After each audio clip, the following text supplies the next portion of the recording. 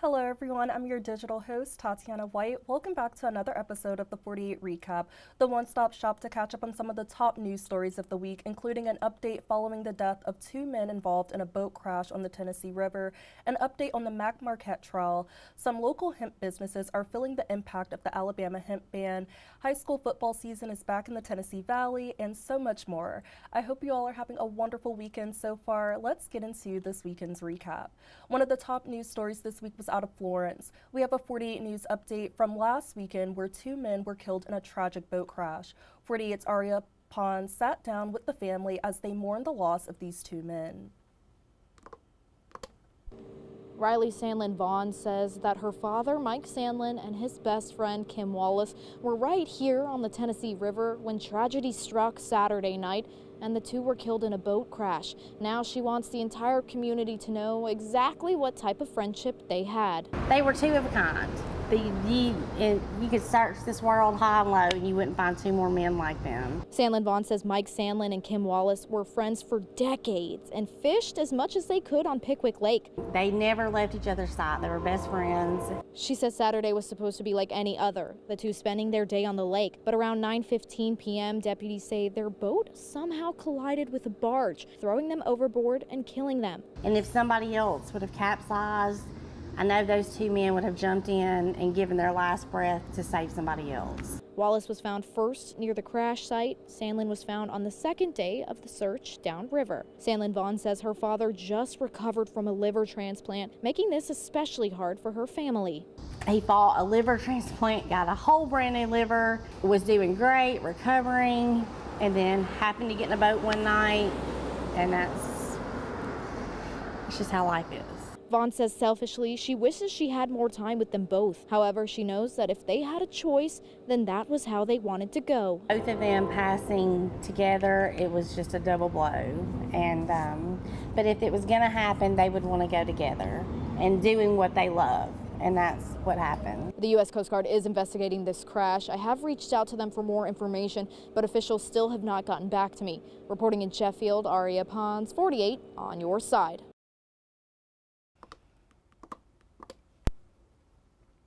A former Decatur police officer who was charged with murder is taking his immunity claims before Alabama's highest court. Mac Marquette's fight for immunity to avoid a trial will now be decided by the state Supreme Court.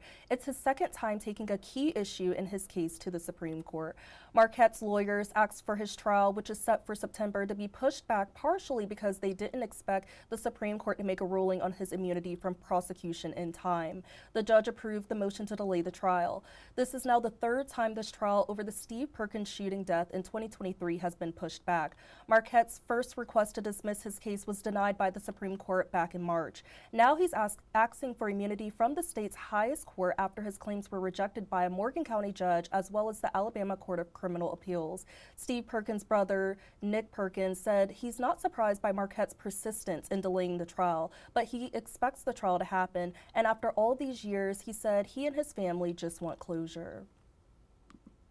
We expect him to fight as much as possible, but we as a family know and believe what's coming. We're waiting for justice to be served, and we really want this to end and just get it past us so we can move on.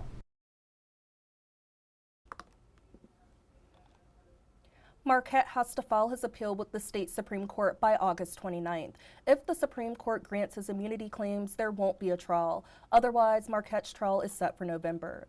And local hemp businesses are feeling the impact of a ban on smokable hemp products that went into effect last month. One Ardmore, Tennessee business owner tells us the new regulations in Alabama are sending Alabamians over state lines to buy products that are illegal in Alabama. 48's Callie Neese shares more on the impact of the ban. This is the Green Lady, one of the state's first hemp shops. Its doors have been open since 2019, but now they will be closing. I don't know what those customers are going to do.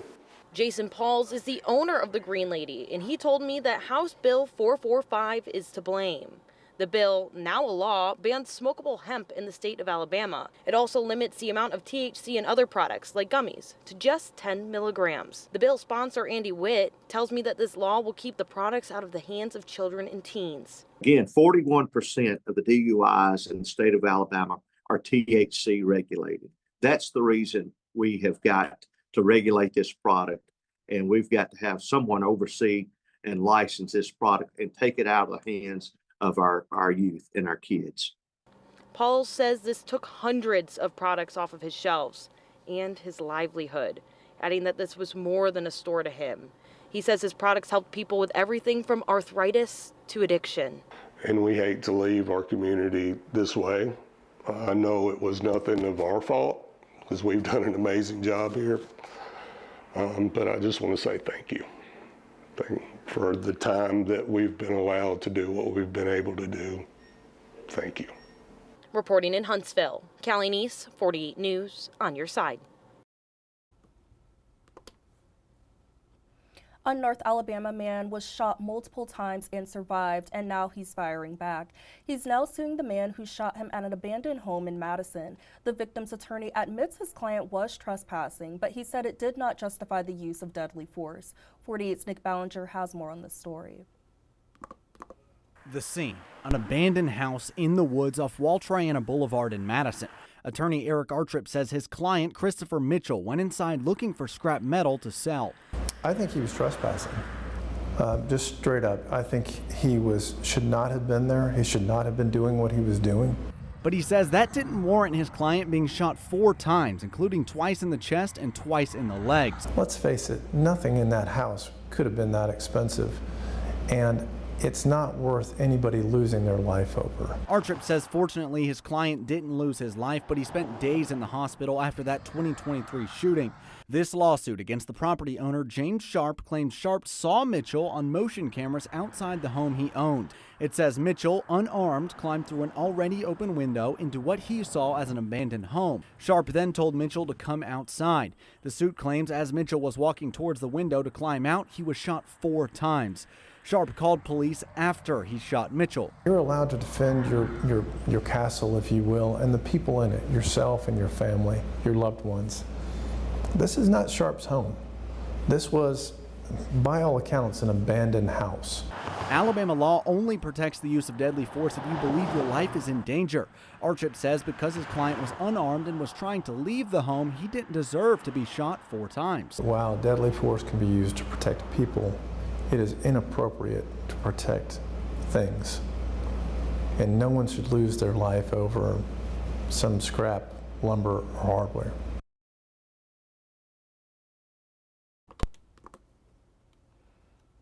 And technology in police departments is helping fight crime. We heard from many departments in North Alabama on the many ways drones are used to help police officers. The Huntsville Police Department has roughly 25 drones, and their priority with them is to keep their officers safe.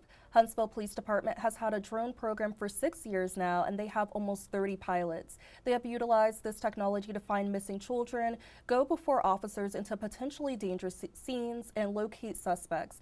Florence Police have 15 drones and about 10 pilots. Scottsboro Police Department just got their 3rd drone, and Athens Police Department hopes to add the program soon because they have seen the benefits from these surrounding departments. Joshua Clark is a patrol officer with Huntsville Police in the drone training pilot. He told 48 News how a drone was used to help one officer in a violent situation. I think mostly is keeping our officers safe. Whenever that officer didn't answer his radio, we were able to dispatch a drone and find the officer and see that he was fighting, and so we were able to help get other officers there and get him help.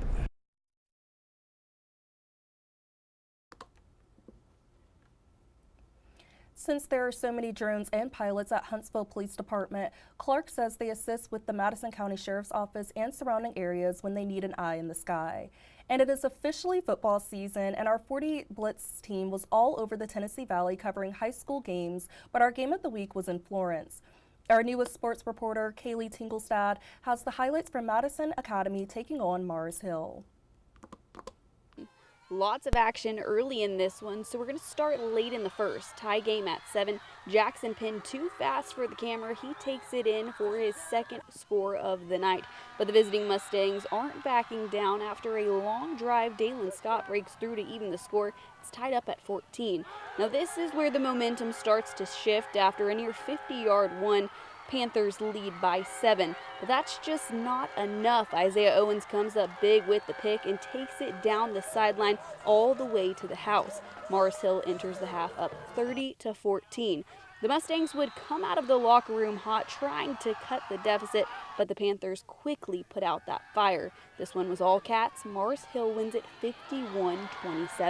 And that's just kind of what we do. We just play ball and don't worry about the score and just see if we can execute better.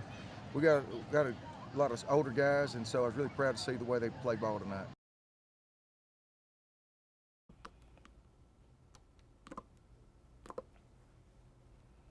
Awesome work and best of luck to all teams during this year's football season. And you can check out all things sports in the Tennessee Valley on our 48 Sports Zone app. It is free to download, and it's the best way to stay up to date this high school football season. And every Friday night, you can also watch some behind the scenes and highlight footage with sports director Carl Prather and Kaylee Tingelstad on all of our streaming platforms for our 48 Blitz Tailgate Tour and 48 Blitz OT digital shows.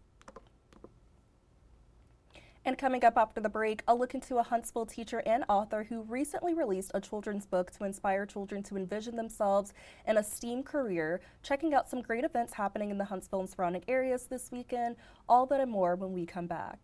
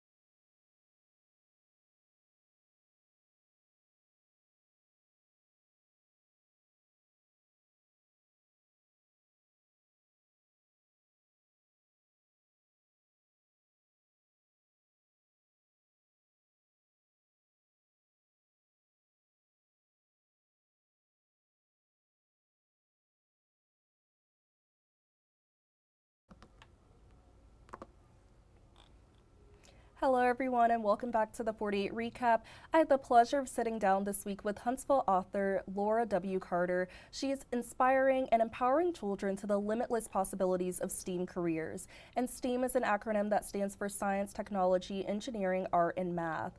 Laura's newly released book, What Will I Be from A to Z, introduces young readers to the world of exciting professions in STEAM while celebrating diversity and imagination. It is a vibrant picture book showing STEAM careers from astronauts to zoologists. The book encourages all children to envision themselves in careers where they can innovate, explore, and lead. She joined me on 48 Now to share the story behind her book and how she hopes it will inspire the next generation of innovators and leaders. It's more about imagination and envisioning possibilities. I know when I was a kid, I went through a gazillion different jobs that I wanted to do. I wanted to be a veterinarian and an astronaut, and at one point, I wanted to be a teacher. Yeah. And so that actually came to fruition. And so for me, it's not necessarily about education so much as just introduction and encouraging kids to envision themselves. So like the lesson ideas I have for teachers on my website for Simnus Force encourages, after you read the book, for the children to envision themselves as one of those careers, be it a geologist or a horticulturist. And the lesson that I'll be releasing soon for What Will I Be from A to Z encourages, especially kindergarten, pre-K through second grade, to do the same, but to create like a little name badge. And we always have lessons every year in elementary schools for Career Week. Even at the high school level, we think about College and Career Week. And so that is something that I did think about as far as like the practicality of the book. But I like the idea of having a book that you can have in the classroom, in a library, but also for bedtime imaginations, like thinking about ideas with parents. This was absolutely amazing, and it's such a great way to inspire children and just show them at a young age that all opportunities await for them. She also has another book that she published last year titled A STEMinist Force, which highlights female pioneers in STEM. And so both A STEMinist Force and What Will I Be from A to Z are available to purchase at local bookstores, Snail on the Wall and Blue Apple Books, Barnes & Noble, on Amazon, and the Familia's publishing website. A STEMinist Force and What Will I Be from A to Z are perfect books for classrooms, libraries, and families looking to encourage children to dream big about their futures. And to hear more about Laura W. Carter's books, her journey and mission with writing them, and ways to follow more of her journey and connect with her, the full 48 Now interview is available to watch on our website at WAFF.com under the Digital Shows tab. And if you're looking for a good event to check out in the area this weekend, check out country music's first band, Alabama, perform tonight. They were inducted into the Country Music Hall of Fame in 2005. The group is known for hit songs including Mountain Music, Roll On, Dixieland Delight, and if you're going to play in Texas, you got to have a fiddle in the band.